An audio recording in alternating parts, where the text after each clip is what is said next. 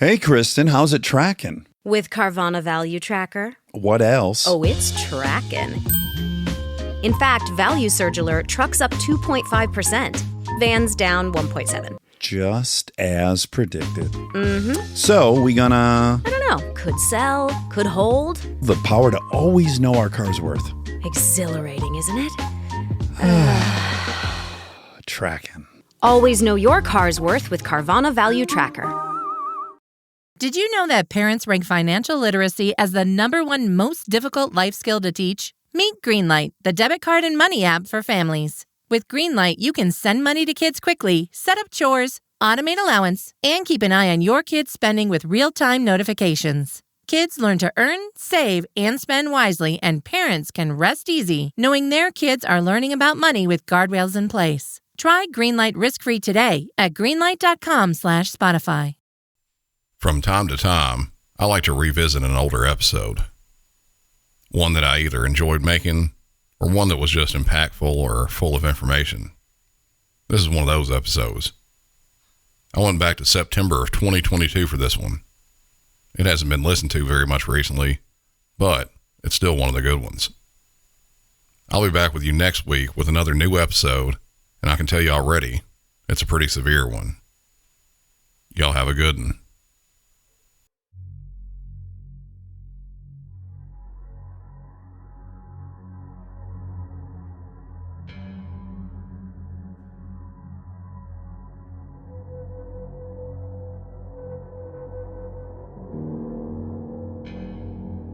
Imagine, if you will, you're a dispatcher. You're sitting in your chair at work, facing about a half a dozen computer monitors, going from call to call, typing away at a keyboard all the information that someone has given you on your current call. A citizen's calling in, telling police that they've woke to find their car has been broken into sometime overnight. No suspect info, just that their window was broken and various items in the car are missing.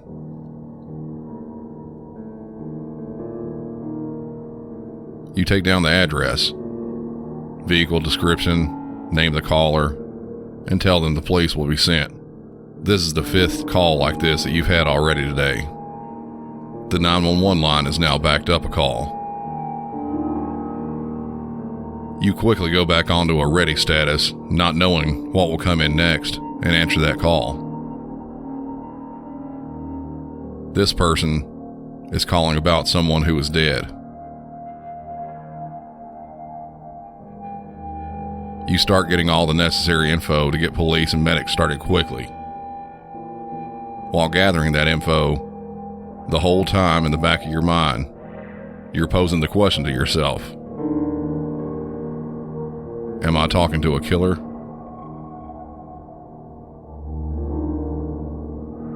In this episode, we're going to discuss a couple calls that are just like that. Can you tell? Can you tell if this is a killer? Welcome back to Music City 911.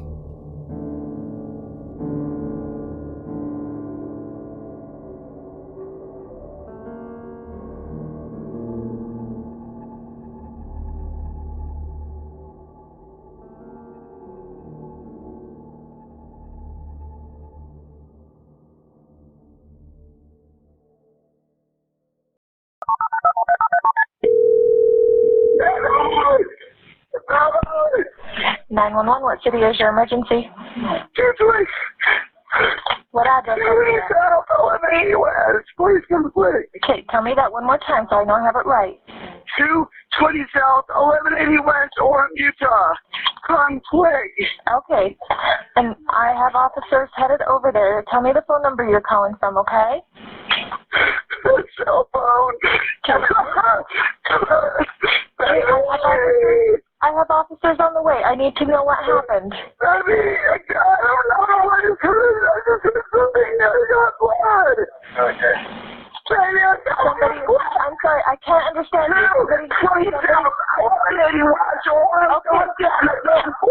Hello. Well, I need you to calm down for a minute. I understand. 220 South, 1180 West. My partner is dispatching somebody. I need to know exactly what happened. Who is bleeding? Okay, no, I can't.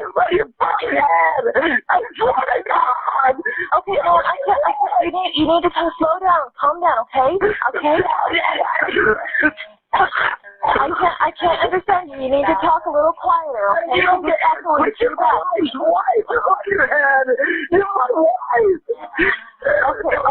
Okay, take a breath for me, okay? What is your name? Okay, they're headed over there.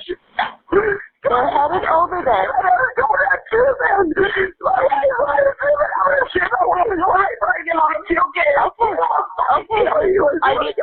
Okay, listen, I need you to listen to me.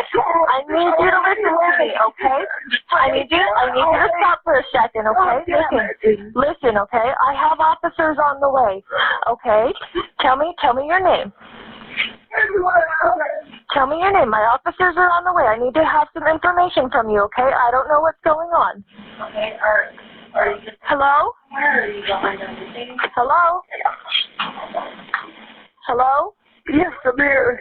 Okay, tell me your name. I really don't know what happened. I really don't know what happened. I swear to God. She came out of the shower, and I heard a pop, and there was blood, and she's in blood. Okay. Tell me your name. What is your name? I have officers and paramedics on the way, okay? Okay, can you take a breath? Okay, I understand. I need to help you, okay? Alright, I'm here to help you. I have paramedics and officers on the way to help you. So she has a gunshot wound to the head, is that correct? I'm not here. Who is this? Who am I speaking to? Hello? Hello? I'm right here. Okay, what is your name? My name's Tom. She's choking. She's choking? Okay, does she have a gunshot wound? It looks like she might have a gunshot wound. A gunshot wound? Where is it? Come on, okay, where's the gun right now? Where is the gun right now? Ma'am, I need you to answer my questions. Where's the gun? They're in the bathroom. It sounds like she was in the shower and then she heard a pop and walked in and a female is on the ground. Sounds like a gunshot wound. She's choking, but I can't make out half because she's yelling so loud.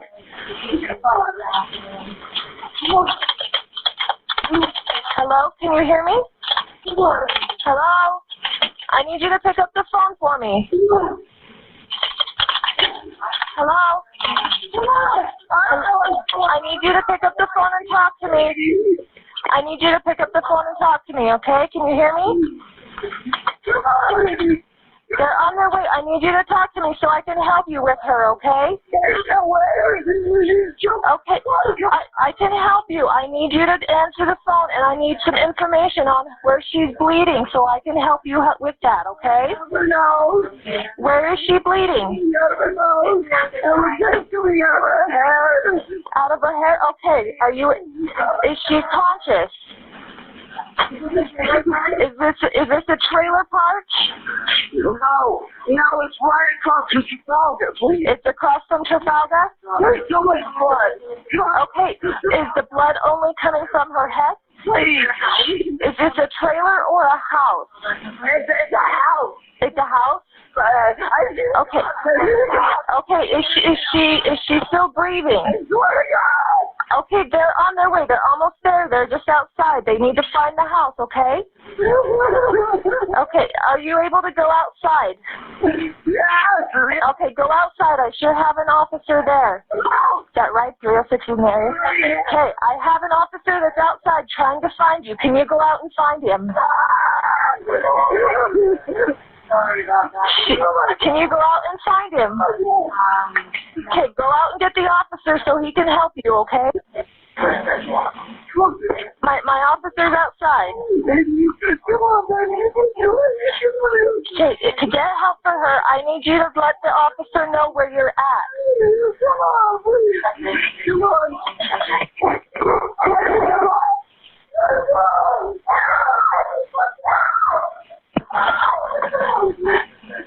Hello? Phone number. Hello? Okay, I hear a male. Is that the officer on scene? Yeah, that's the officer. Hello? You better get up on the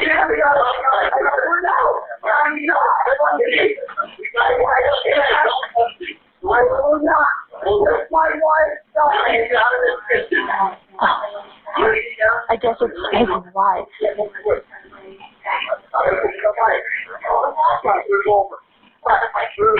I guess it's a male, or no, I'm talking to a male and it's his wife. Ryan Reynolds here from Mint Mobile. With the price of just about everything going up, we thought we'd bring our prices down. So to help us, we brought in a reverse auctioneer, which is apparently a thing. Mint Mobile Unlimited Premium Wireless. How to get 30, 30, bit to get 30, bit to get 20, 20, 20, bit to get 20, 20, bit to get 15, 15, 15, 15, just $15 a month? Sold! Give it a try at mintmobile.com/switch. Upfront payment of $45 for 3-month plan, equivalent to $15 per month required. New customer offer for first 3 months only. Speed slow after 35 gigabytes if network's busy. Taxes and fees extra. See mintmobile.com. Imagine this. The best pasta sauce you have ever tasted sits abandoned on a plate. Wasted sauce. That is a tragedy. If only you had used Barilla al Bronzo pasta. Its bronze-cut texture holds your sauce and scoops up every last drop. The Italians call that scarpetta. Capture sauce the Italian way. Barilla al Bronzo. Click or tap the banner to find out more. We off? 30 seconds of carefree bliss. Oof, like wind in your hair carefree. Oh, like using Clorox Disinfecting All-Purpose Cleaner in the home carefree. Yes! Like dog slobbing on the coffee table and cleaning it with Clorox Carefree. He's on a roll now. Spit toothpaste on the faucet. You got it. You got it. Peanut butter on the light switch. Oh, spritz, spritz. Spritz, spritz. Clorox, man. Clean feels good. Okay, we're back. Use as directed. I have talked before about hysterical callers. This was definitely one of them. Someone like this is so emotional that they can only focus on one thing. It's hard, if not impossible, for them to listen to anything, let alone questions from a dispatcher. This makes a call like this extremely difficult to process. The first several minutes of this call, really all we had was the address and maybe that the victim was shot. One point the caller says something about her choking. You just really couldn't tell much of anything going on. I know that people can't control this when they're in that state. But just like the dispatcher on this was saying, when someone is screaming like this, it really messes up what you can hear. That microphone in your mobile phone is generally pretty terrible. Combine that with the compression that's used to save bandwidth by the cell phone carriers, and it's just a recipe for a shit-sounding call. This is 100% in the shit-sounding call region. It was so bad that the dispatcher thought this was a female caller. It wasn't. During something like that, you don't know what emotion you'll have. If you can, try to control and listen. Luckily, the police did get there to this one pretty quickly. Any further hysterics from the caller, and they might not have got there for several more minutes. Getting on to the meat of this call, though, the caller was Conrad Truman. He stated that he found his 25-year-old wife, Heidi, shot. She was in the bath, and after getting out, he heard a loud pop. Through all the screams on that phone call, that's about all we got. Going from just the 911 call, what do you think? Was Conrad the killer?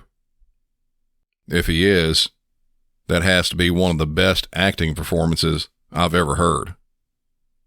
But there are still more details to be had. Police arrived to find Conrad covered in Heidi's blood, sobbing and screaming. He was very uncooperative and belligerent with the responders, and even threatened to, quote, kill them and everyone they know if they didn't save her life. He was also very intoxicated. 5 hours after this happened, he still had a blood alcohol content of 0.07, nearly the legal limit for drunk driving. The story about what happened, there are a lot of possibilities and variations. Early on, according to Conrad, the two had been watching the show Dexter on TV together and drinking Maker's Mark whiskey. He said they heard some yelling outside, and Conrad decided to investigate what it was. He had a gun and took his dog with him. He said that there was an unidentified black male that was seen while out looking around. After he came back in, Conrad said that he and Heidi got into an argument over getting another dog. He made it out to police like this was just a casual disagreement. But it was bad enough that Heidi decided she wanted to take a bath to cool off. While Heidi was in there, behind a locked door, Conrad picked the lock, at which point Heidi told him to get out. He said he was only in there to apologize. Minutes later, he said he heard a loud pop and turned to see Heidi standing there naked and stumbled to the ground. The story goes all over the place from there. When police were dispatched, they thought they were on their way to a suicide. When they got there and saw his state and started asking questions, they shifted gear into a murder investigation. His version of the night's events changed during questioning, at one point saying that he saw a black man running out of the house right before the gunshot, and that he believed that that same man may have shot her through a wall or window, and was also hostile during questioning, calling the police jerks, and on from there. As the weeks went on in the investigation, he started to refuse to cooperate with the police, with them calling him once at work, and he denied answering any questions. After gathering what police and prosecutors believed was enough evidence, Conrad was arrested for murder. During the trial, prosecutors pushed the narrative that Conrad had shot his wife in the head with a .380 handgun, that his motive was a life insurance policy worth over $800,000, and used his variety of stories against him. Conrad was sentenced to 16 years in prison. So Conrad did kill his wife. He was the killer on the phone with 911. But was he? Conrad started the appeal process, and after spending 4 years in prison, he was acquitted of all charges. But how? You ever stood really close to a screen door and looked at it? Tons of holes. Holes everywhere. That's what happened here. There were so many discrepancies in all of this, from Conrad, the police investigation, and even the medical examiner. The discrepancies with Conrad, we have discussed some. From all I've said about this, it sounded like he was beyond guilty. But from accounts from others, he actually didn't have a reason to kill her. They weren't in any trouble with money. They had a decent amount in savings, and both had pretty good jobs.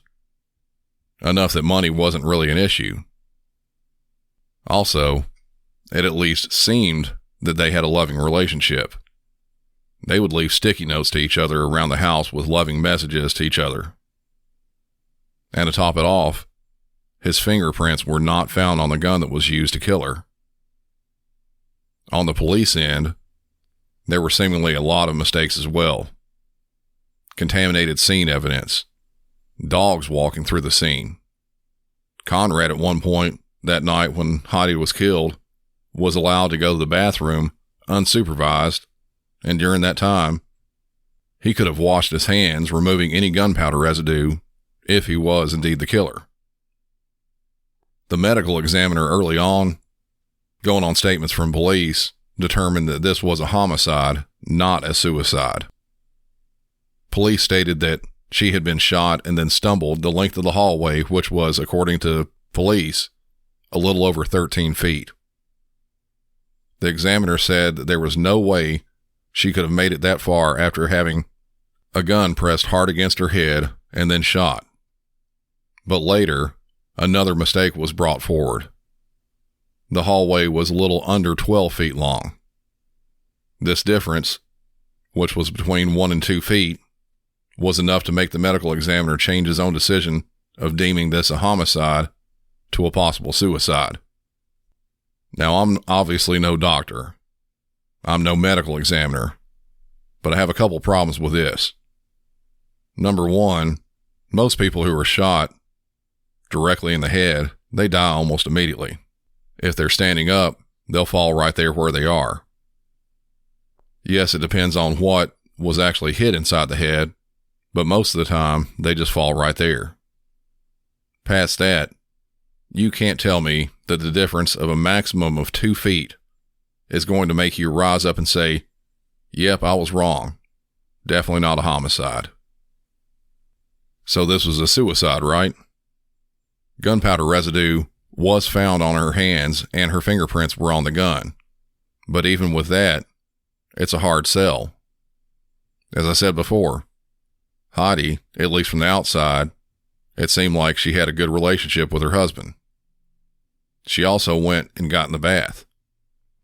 Yes, it was after an argument and while she was drinking, but who takes a bath and then kills himself on purpose? There was also talk about her shaving her legs that morning. A suicidal person doesn't typically go about doing normal things like that. There were no indications she was suicidal at all. Her family and friends, they all said the same thing. So where does that leave us? Did Conrad murder Heidi? Did Heidi commit suicide? Or was this all some sort of an accident? I can't say. Heidi did at least take a gun with her into the bathroom that night. Her reason for it, who knows? Maybe she was scared of a drunken Conrad who had already had a different gun with him earlier. Maybe she did have a plan to kill herself. Or maybe she was afraid of this unknown black male that Conrad talked about that no one ever found.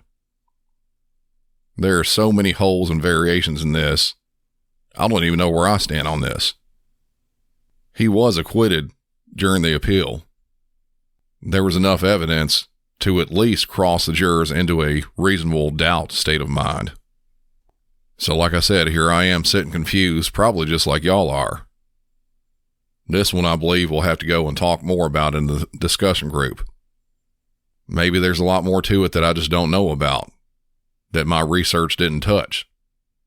There are just way too many possibilities for me to say with 100% certainty that any of those things were in fact the way it all went down. But we do have another call. Maybe this one will be a little bit easier to figure out.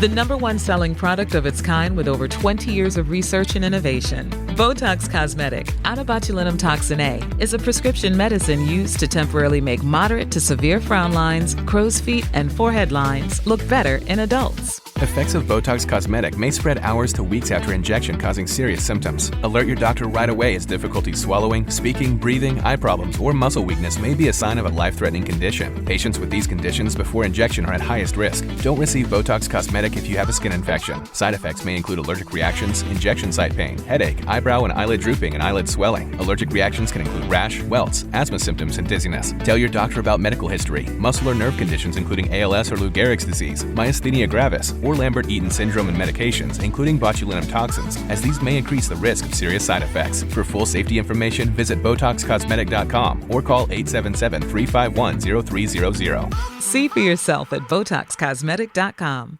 Meta AI is the personal AI that's tailored to you, now with its very own app. It's built to get to know you, offering helpful answers and inspiration. Looking for something to add to your bucket list? Meta AI goes beyond traveling the world. It remembers you're a basketball fanatic and suggests you attend one of the playoff games. Just start typing or speaking to get the answers you need, wherever and whenever, because Meta AI is your personal AI. Download the Meta AI app, now available on the Apple App Store and Google Play. Having trouble hearing in work meetings? Eventually you zone out. You've missed too much to catch up now. Get your confidence back with Nuance Audio. spoke with the sales office, and they assured me the order has already been processed. The new invisible hearing solution that's built into your glasses. Nuance audio glasses help you hear better and reduce background noise, so you can tune into your meetings all day long. Learn more at nuanceaudio.com. 911, what's the address to your emergency? Oh, okay, and the phone number you're calling from with area code, please? And what's the problem? Tell me exactly what happened. I just killed my son. What do you mean you just killed your son? I'm hearing voices. Oh, okay. How old's your son? 6. Where's your son now? He's dead. Dead where? In the living room.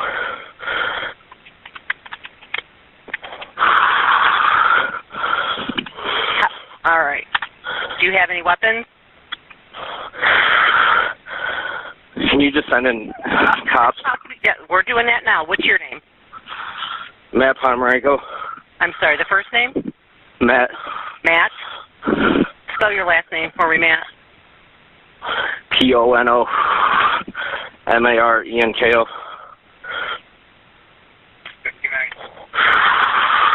What's your son's name? Jack. Jack? Jax, Jax.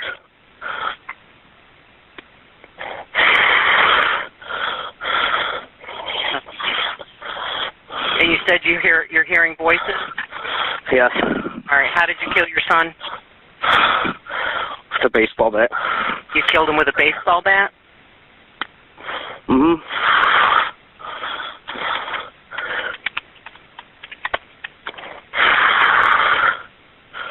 And why did you kill him with a baseball bat? I don't know. Was there anyone else there with you and him? No.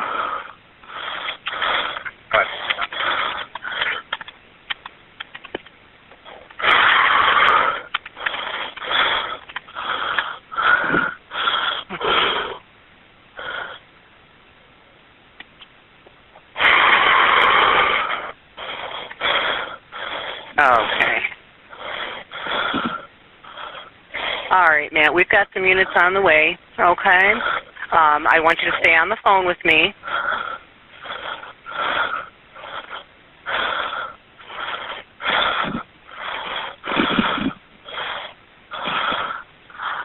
And when did you do that? Matt, when did you kill your son? Matt? Yeah. When did this happen? I'm shaking. I understand. When did this happen?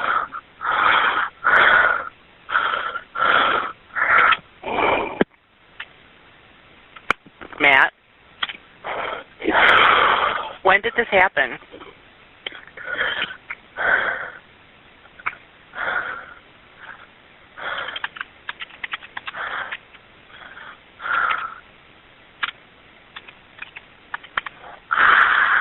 Okay, Matt, do you have any other weapons in the home? No.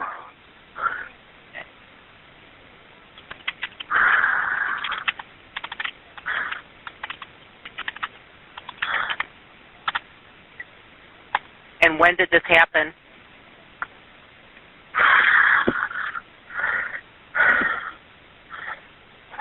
Okay. And when did this happen, Matt?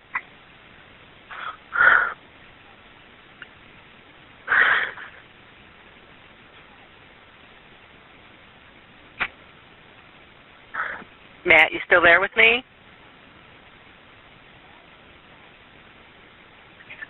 Matt?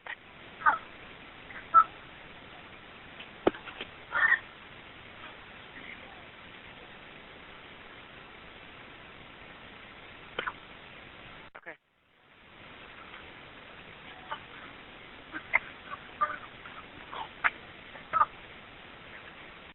You're not gonna let me smoke in the car? What? You're not gonna let me smoke in the car?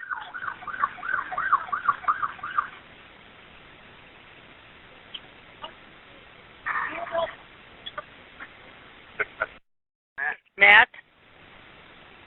Matt, where are you?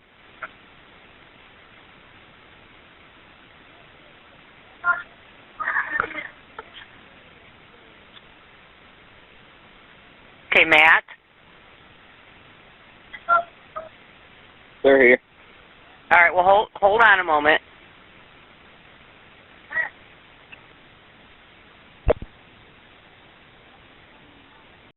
This one, unfortunately, is exactly as it seems. This all happened last year in Ohio. The caller and suspect in this is Matthew Ponomarenko. He's 32 years old. I wish this would have gone a different way, that maybe the voices in his head were part of a drug or mentally induced hallucination where he thought it was all real. But police got there to the scene and found what was described as one of the most vicious attacks they'd ever seen. They found the boy Jax, who was actually 5 years old, beaten to death. The local medical examiner's office determined the child's cause of death was blunt impacts to his skull and brain injuries. Jax was autistic and had to communicate with a tablet. Matt was, in fact, the killer. He was arrested on 2 counts of aggravated murder, one in which he did kill the boy on purpose, and the second, a type of what everyone else would call premeditated murder, in which the local authorities classify as killing him with prior calculation and design. Previously, he was charged with child endangerment, where he placed Jax, who was then only 1 year old, naked in the street while he stood there yelling at cars. He admitted to taking a variety of drugs: PCP, mushrooms, and methamphetamines.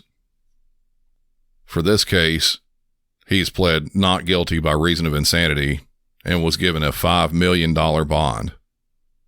He is still awaiting his trial, but is potentially facing the death penalty. I think you all know where I want it to go. Very sorry, folks, to have 2 really hard to listen to calls on this one. I've said it before. Us dispatchers, we'll never know what's going to pop up the next time the phone rings.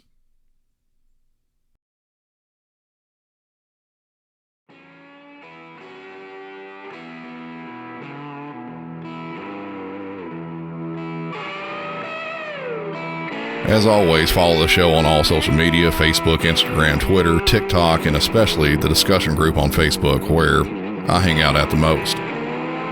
Run on over to patreon.com/MusicCity911 and help the show, and in return, at any level, you get ad-free episodes and bonus content.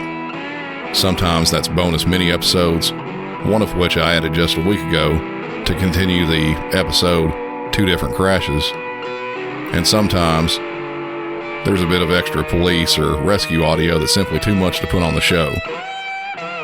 Any way you do it, it helps keep the show rolling.